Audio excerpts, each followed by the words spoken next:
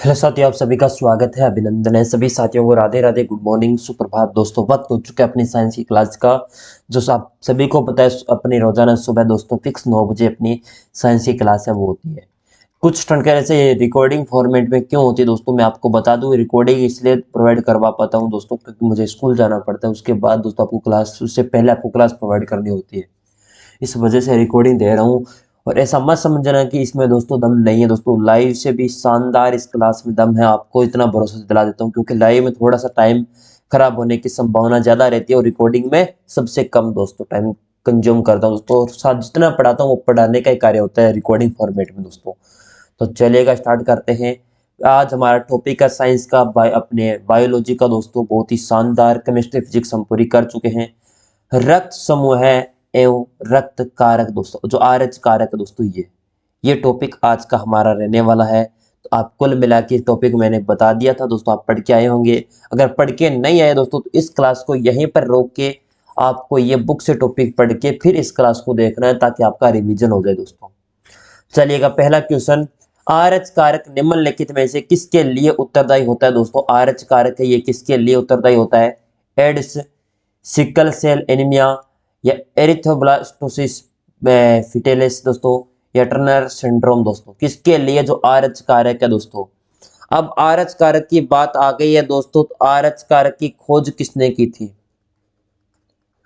RH खोज दोस्तों किसके द्वारा की जाती है, सबसे पहले यही बन जाता है।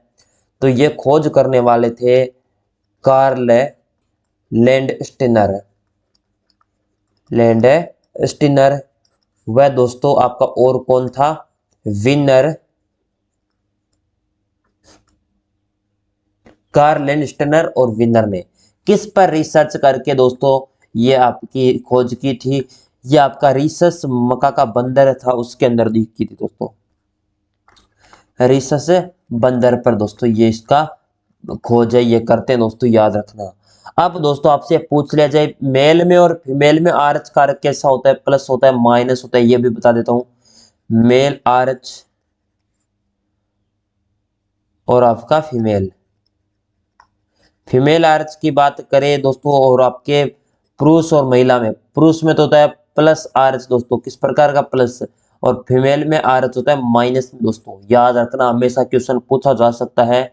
चलिएगा दोस्तों, ठीक है। तो आपका किसके लिए उत्तरदायी है दोस्तों, इरिथ्रोब्लास्टिस और फिटेलिस के लिए दोस्तों ये उत्तरदायी कारक है, होता है दोस्तों। ऑप्शन सी आपका राइट हो जाएगा दोस्तों। चलिएगा अगला प्रश्न। रक्त दाब का मापन किस यंत्र द्वारा किया जाता है दोस्तों। ईसीजी, ईईजी, स्पिगोनोमीटर, या उपरोक्त में से कोई नहीं दोस्तों। रक्त दाब का मतलब आपसे बीपी पूछ लिया जाए, कितनी सामान्य से कम है, कितनी रेस बीपी, 120 से 80 के मध्य दोस्तों। mmHg दोस्तों इसमें इसका मापन है, ये होता है। चलिएगा, और सर्वप्रथम रक्तदाब का मापन किसमें किया था, सर्वप्रथम दोस्तों फर्स्ट टाइम ये रक्तदाब का मापन है वो करते हैं दोस्तों हेल्स। और हेल्स किस में करते हैं दोस्तों, घोड़े के अंदर रक्त का मापन है वो करते हैं दोस्तों, याद रखना, पूछ लिया जाए दोस्तों। और ये मापन करते समय बाजू की जो ब्रिकियल धमनी होती है उसको दोस्तों मापन किस में होता है दोस्तों, इसमें मापन बाजू की ब्रेकियलियन ब्रेकियल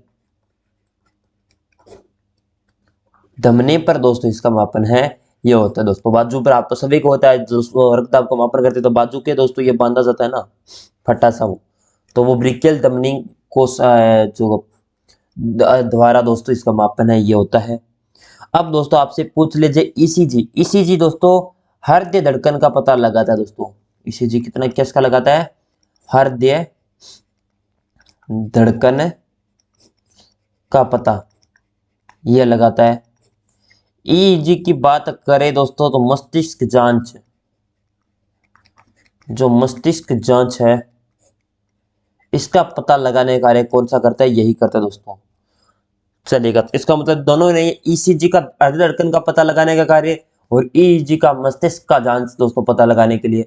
तो रक्त दाब का स्पिनिंग जो स्पिगनोमीटर है दोस्तों उसके द्वारा किया जाता है, उसे कहते हैं स्पिगनोमीटर दोस्तों। ठीक है ना, जो यंत्र होता है उसे। चलिएगा, रुधिर में से स्कंद प्रोटीन फाइब्रिन को हटा दिया जाए तो बचा हुआ द्रव कहलाता है दोस्तों, क्या कहलाएगा आप बताइएगा? लसिका, प्लाज्मा, सीरम, उपयुक्त में से कोई नहीं। क्वेश्चन नंबर 3 का राइट आंसर बताइएगा। रुधिर में से स्कंद प्रोटीन और फाइब्रिन को हटा दिया जाता है तो क्या बचा हुआ द्रव कहलाता है दोस्तों? ये पूछा आपसे। लसिका, रक्त से आरबीसी प्लस बिंबाणु, क्या? आरबीसी प्लस बिंबाणु, यह तो होता है दोस्तों लसिका। और आपसे पूछ लिया जाए प्लाज्मा, इसमें रक्त से दोस्तों क्या? रक्त से रक्त कणिकाएं, रक्त कणिकाएं, और रक्त कणिकाएं दोस्तों आरबीसी व डब्ल्यूबीसी, ये होते बिंबाणु दोस्तों। चलिएगा इनसे। और सीरम से पूछ लिया जाए तो रक्त होता है फाइब्रिन दोस्तों, रक्त फाइब्रिन, रक्त से फाइब्रिन हटा दिया जाता है तो दोस्तों क्या बचता है? सीरम ही बचता है। ठीक है, याद रखना तीनों के तीनों। अगर लसिका से रक्त निकाल दिया जाए दोस्तों आरबीसी और बिंबाणु। चलिएगा, इंपॉर्टेंट है, पर्सन लिख लेना दोस्तों, एग्जामिनर पूछे तो याद रखना। चलिएगा, अगला प्रश्न, निम्नलिखित में से कौन सा प्राकृतिक रक्त स्कंद जो स्कंदक कारक है दोस्तों? थ्रोम्बिन, प्रोथ्रोम्बिन, हेगमेन, उपरोक्त सभी। यानी प्राकृतिक रक्त स्कंदक कौन सा कारक है दोस्तों, इनमें से बताना है। रक्त स्कंदक का अर्थ होता है दोस्तों रक्त का जो जमने वाला थक्का होता है ना, उसे कहते हैं। रक्त को जमाने वाला दोस्तों,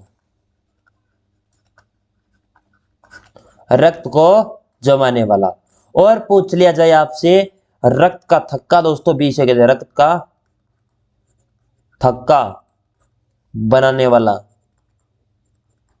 ये भी ये हो जाएगा दोस्तों। और क्या पूछा दोस्तों? यही तो पूछा है, रक्त जमाने वाला, रक्त का थक्का जमाने वाला, या ये दोस्तों स्कंद कारक होता है। और ये किस पर निर्भर है दोस्तों? थ्रोम्बिन भी कारक है इसका, प्रोथ्रोम्बिन भी है, हेरिंगमैन भी है। ऑप्शन डी आपका सही हो जाएगा, सरकारी ऑप्शन, ऑप्शन डी आपका राइट हो जाएगा दोस्तों। चलिएगा अगला प्रश्न, क्वेश्चन नंबर 5, फाइब्रोबिनोजन पाया जाता है दोस्तों रक्त प्लाज्मा और यकृत में संश्लेषित होता है, पित्त यकृत में उत्पन्न होता है, रक्त प्लाज्मा या लिम्फोनोड्स में उत्पन्न होता है, या अस्थि और अस्थि मज्जा में संश्लेषित होता है दोस्तों? फाइब्रोबिनोजन अपना पाया जाता है दोस्तों।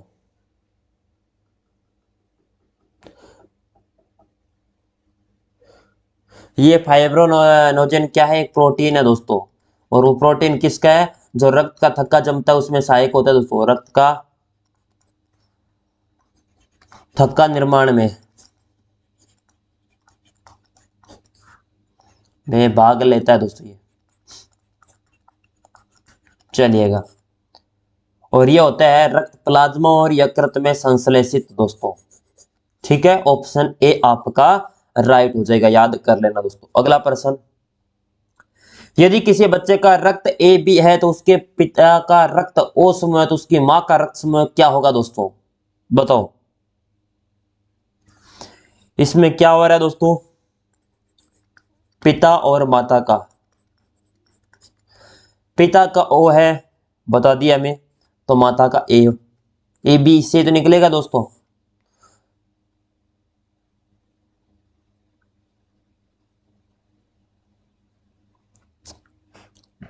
ठीक है, तो इसका मतलब इन दोनों से मिलकर ही ओ ए से बी बना है दोस्तों।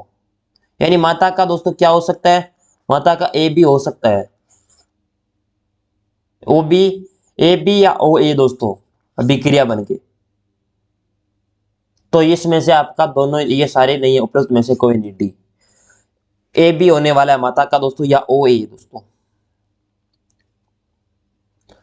रक्त संचरण प्रणाली में रक्त के थक्के को दोस्तों जमने से रोकने वाला पदार्थ हिपेरिन निम्नलिखित में से किसके द्वारा उत्सर्जित है? वो किया जाता है लिम्फोसाइट, नाइट्रोफिलस, बेसोफिल या इयोसिनोफिल दोस्तों। लिम्फोसाइट की बात करें तो यह सबसे छोटी डब्ल्यूबीसी है दोस्तों, सबसे छोटी डब्ल्यूबीसी ये हो जाएगी। नाइट्रोफिल्स की बात करें तो सबसे ज्यादा आपकी डब्ल्यूबीसी, सबसे ज्यादा डब्ल्यूबीसी यही हो जाएगी। बेसोफिल की बात करें दोस्तों, बेसोफिल सबसे कम डब्ल्यूबीसी होता ही है, सबसे कम डब्ल्यूबीसी। और आपका जो जो आपका इयोसिनोफिल सिनोफिल है दोस्तों, ये हो जाएगा दोस्तों आपका एसिडोफिल कहते हैं दोस्तों इसे, क्या कहते हैं? एसिडोफिल, इसे ही कहते हैं दोस्तों, याद रखना। चलिएगा, इंपॉर्टेंट लगा के याद कर लेना। सबसे छोटी डब्ल्यूबीसी लिम्फोसाइट, न्यूट्रोफिल सबसे ज्यादा डब्ल्यूबीसी, बेसोफिल सबसे कम डब्ल्यूबीसी, या एसिडोफिल कहते हैं दोस्तों इयोसिनोफिल को दोस्तों। ठीक है, तो उत्सर्जक थक्के को जमाने रोकने वाला पदार्थ हेपेरिन दोस्तों किसके द्वारा उत्सर्जित होता है आपका? ये होता है बेसोफिल के द्वारा। ऑप्शन सी आपका सही हो जाएगा।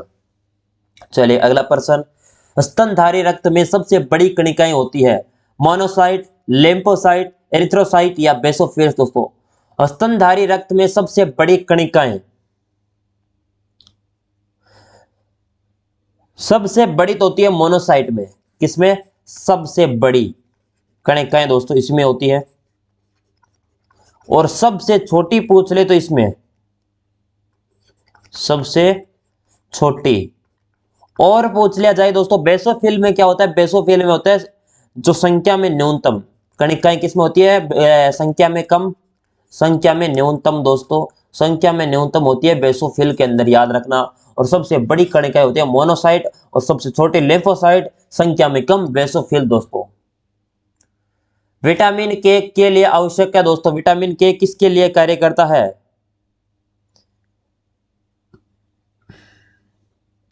इसे विटामिन के को कहते हैं फाइलोक्विनोन दोस्तों,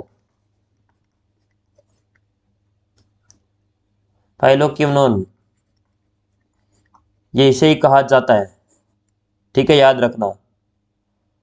और इसे क्या बनता है? रक्त का थक्का, रक्त का थक्का बनाने में। तो इसका मतलब रक्त का थक्का बन रहा है दोस्तों, तो फाइब्रोजन से फाइब्रिन में बदलना दोस्तों ये तो नहीं होगा थक्का जमाने में। प्रोथ्रोम्बिन को थ्रोम्बिन में बदलना ये भी नहीं है।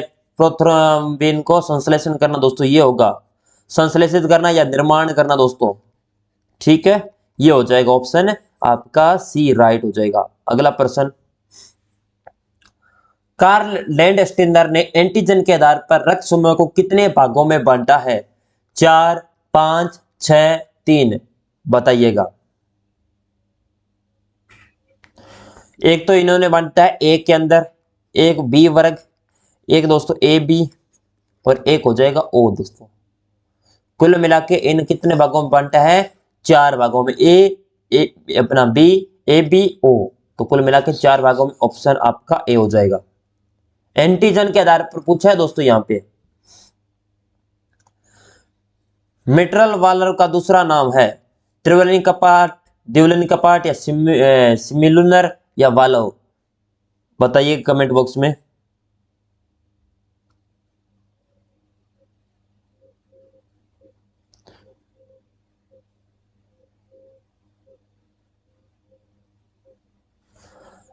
एल आर और आपका एलवी, ये द्विवलनी कपाट में बांटा गया दोस्तों, या दूसरा नाम इसका द्विवलनी कपाट है दोस्तों मिट्रल तत्व का। शरीर की सबसे छोटी रुधिर वाहिनी है दोस्तों, कोशिका, धमनी, सीरा, महासीरा। शरीर की सबसे छोटी रुधिर वाहिनी पूछ ली जाए आपसे,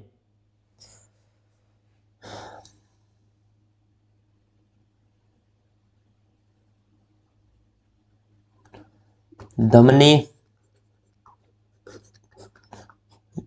धमनी से छोटी आपकी सीरा, और सीरा से छोटी आपकी कोशिका। ये होती है क्रम, देख लेना आप। कोशिका से बड़ी सीरा, सीरा से बड़ी धमनी। तो कुल मिला के इनमें से कौन सा है शरीर की सबसे छोटी रुधिर वाहिनी? कोशिका हो जाएगा। ऑप्शन ए आपका राइट आंसर। लवण जो रक्त का थक्का जमने के लिए आवश्यक है, मैग्नीशियम, आयरन, फॉस्फोरस, कैल्शियम। बताइएगा इनमें से लवण जो रक्त का थक्का जमाने, मैग्नीशियम दोस्तों Mg से डिनोट, आयरन को दोस्तों Fe से, फॉस्फोरस को किससे दोस्तों P से, कैल्शियम को Ca से। तो रक्त का थक्का जमाने में लिए कौन सा सहायक है, जल्दी से कमेंट बॉक्स में अपना राइट आंसर दीजिएगा आप सभी।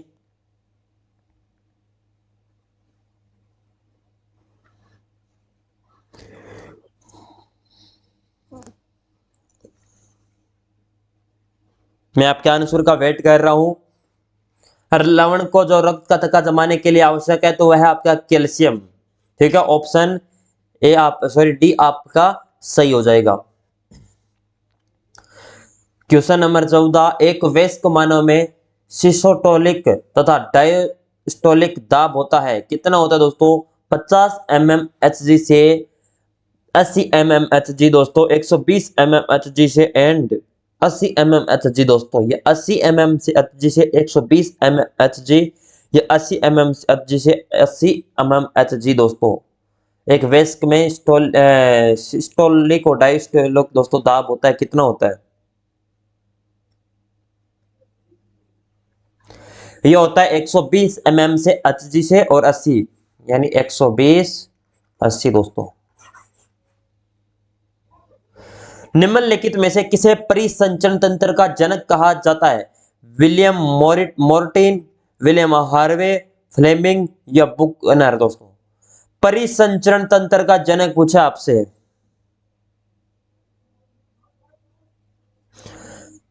परिसंचरण का अध्ययन करना क्या कहलाता है,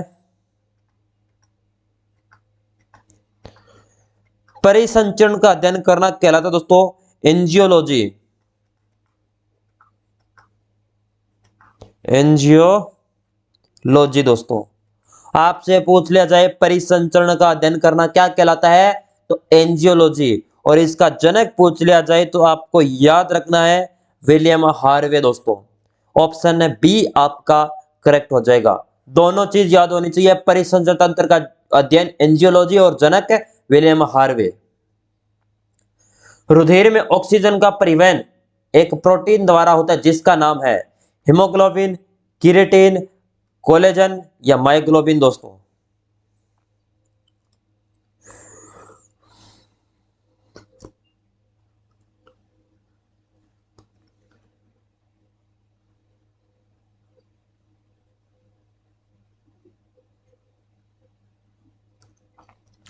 रुधिर के अंदर ऑक्सीजन का परिवहन में एक प्रोटीन द्वारा होता है जिसका नाम है दोस्तों आपका हीमोग्लोबिन, जिसे धातु या लोहा के नाम से भी जाना जाता है। धातु होती है या लोहा दोस्तों, हीमोग्लोबिन में धातु या लोहा इसमें पाया जाता है। और ये दोस्तों एक Hb अणु के बराबर कितना होता है, 40 अणु दोस्तों इसके। प्लाज्मा में उपस्थित प्रोटीन प्रसरणीय क्रियाओं का नियमन करती है, बताओ।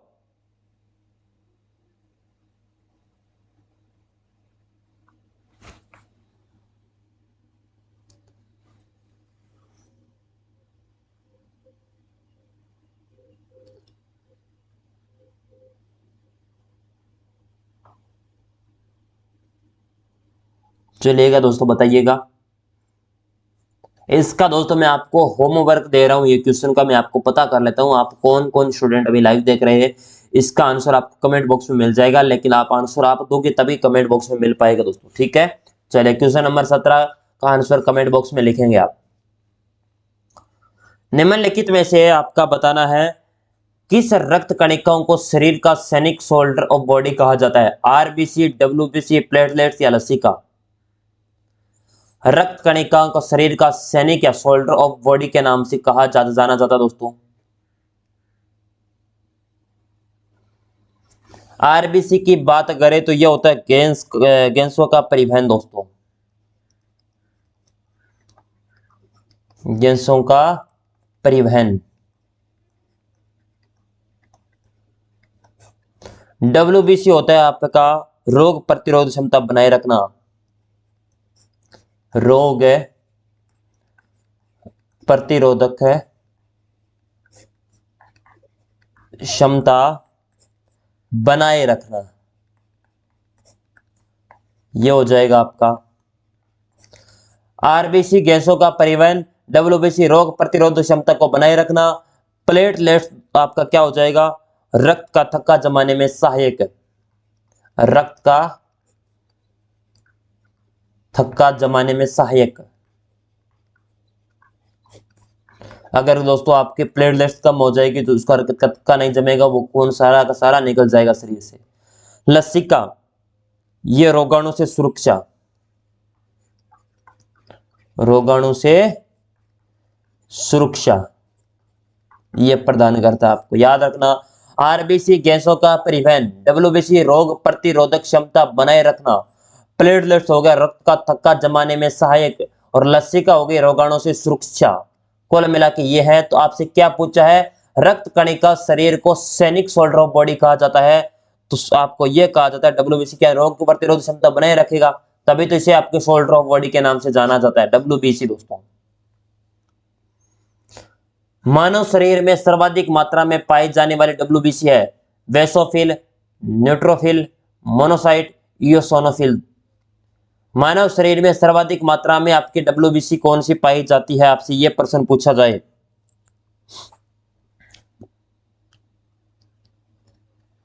बेसोफिल तो 1% पाया जाता है आपका, कितना, 1%। न्यूट्रोफिल पाया जाता है 65 से 70%। मोनोसाइट आपका कितना पाया जाता है, 4 से 8%। और आपका इयोसिनोफिल दोस्तों आपका कितना पाया जाता है, 4%। तो कुल मिला के आपका सर्वाधिक डब्ल्यूबीसी के अंदर पाया जाने वाला कौन सा है, न्यूट्रोफिल जो 65 से 70, और न्यूनतम बेसोफिल। मोनोहाइड्रोनिक हृदय पाया जाता है कॉकरेज में, मनुष्य में, मछलियों में, या उपयुक्त सभी।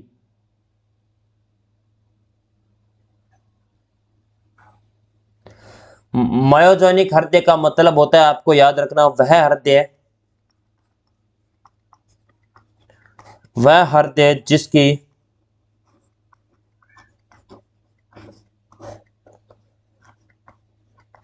धड़कन का नियंत्रण, धड़कन का नियंत्रण हृदय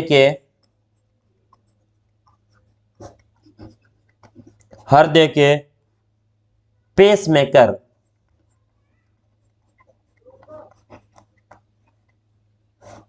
पेसमेकर से करते हैं। कुल मिला के समझ में आया कि आपको मायोजेनिक हृदय होता है वह हृदय जिसकी धड़कन का नियंत्रण हृदय के पेसमेकर से करते हैं, वो मायोजेनिक हृदय कहलाता है। तो ये किसके अंदर, मनुष्य के अंदर।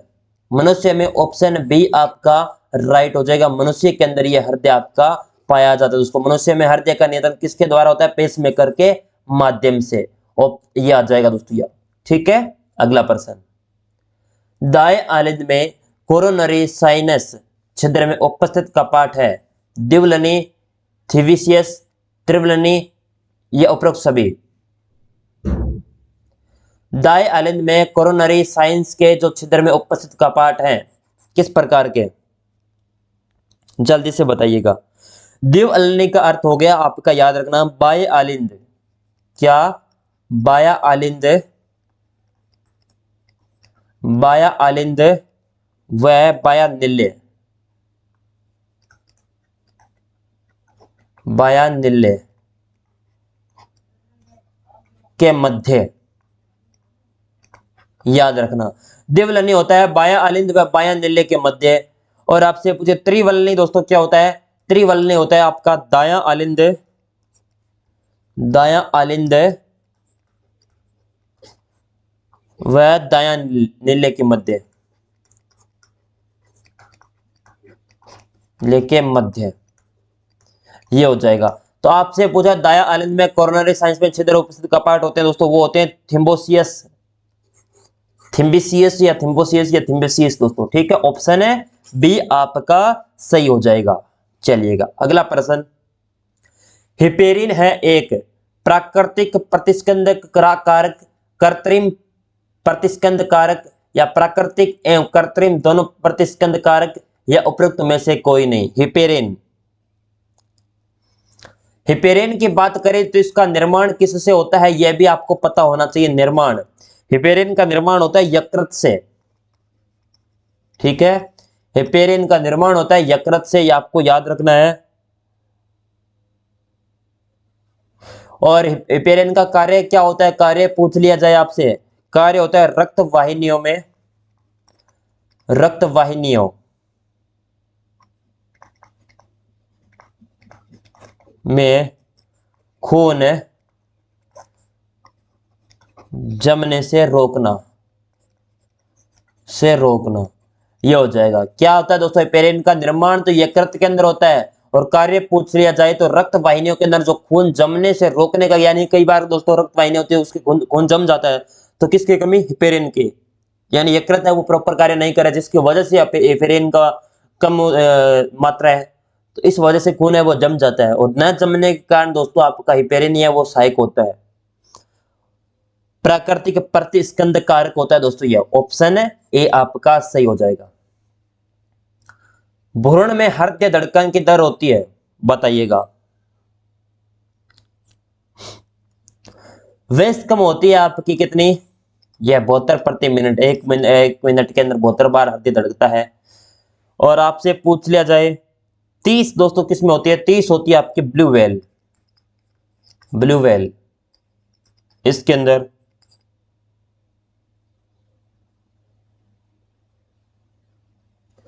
और 400 से 800 मीटर दोस्तों ये होती है गुखुंजंदर में,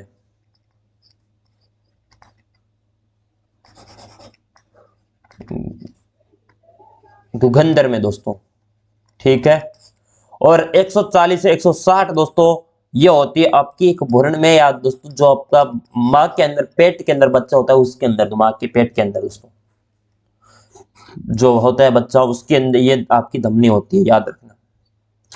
आरबीसी का कब्रिस्तान कहा जाता है, अस्थि मज्जा, यकृत, पित्तक, प्लीहा। आरबीसी का कब्रिस्तान बताओ।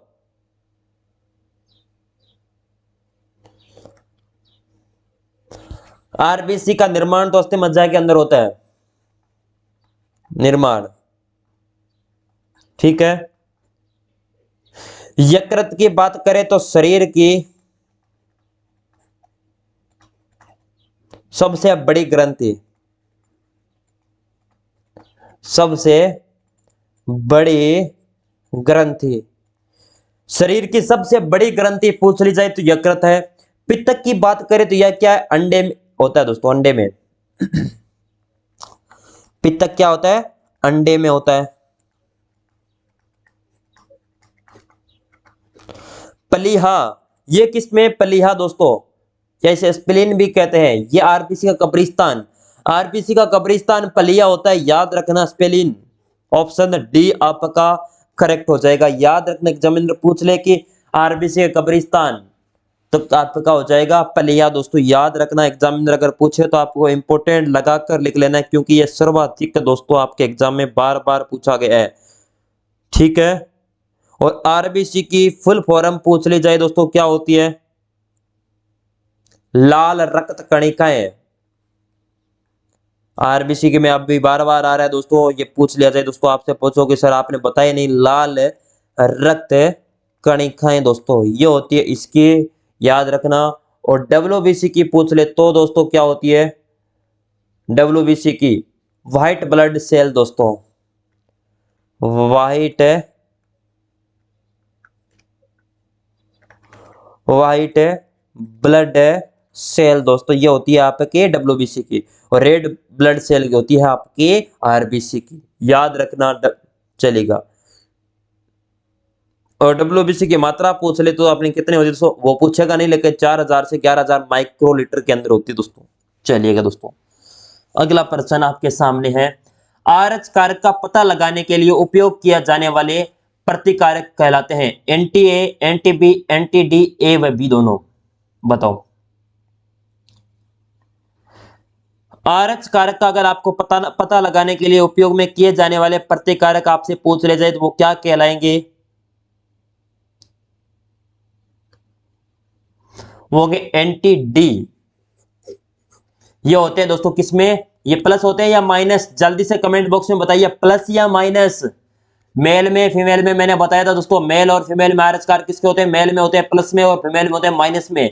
और आरएच कार का पता लगाने के लिए उपयोग में किया जाता है, उसे एंटी डी कहते हैं। और ये एंटी डी किस में होता है, प्लस में दोस्तों, याद रखना।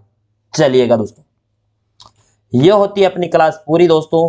पूरी मेहनत आपने शायद की होगी, अगर नहीं किया तो मेहनत अब कर लेना, क्योंकि जो एग्जामिनर क्वेश्चन पूछता है वो आपको क्वेश्चन करवा दिए हैं। जो आपके जो आपके इस टॉपिक से जितने भी क्वेश्चन बन रहे हैं दोस्तों आपके, वो सारे के सारे क्वेश्चन करवाने की मैंने क्या की है, कोशिश की है दोस्तों। एक क्वेश्चन मैंने होमवर्क के अंदर दिया है, वो आपको करके लाना है दोस्तों। रक्त समूह एवं आरएच कारक आपका टॉपिक है वो पूरा होता है, और इसी के साथ अपनी क्लास वो पूरी होती है। Thank you so much.